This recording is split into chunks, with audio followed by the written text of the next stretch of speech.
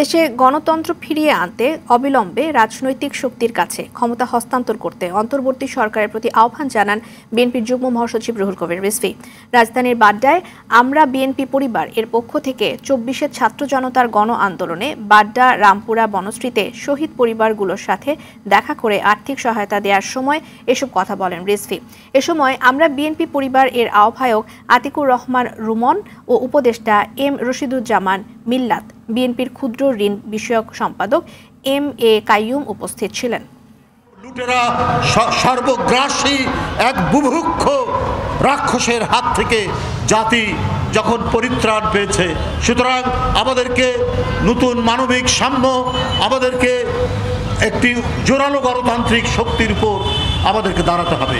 আমাদের এই দেশে বিচার বিভাগের স্বাধীনতা নিশ্চিত করতে হবে।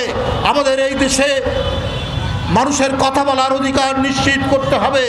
আমরা যাতে মুক্ত কণ্ঠে কথা বলতে পারি, এইটার জন্য যে সমস্ত আইন প্রণয়ন করা দরকার সেগুলো নিশ্চিত করতে হবে।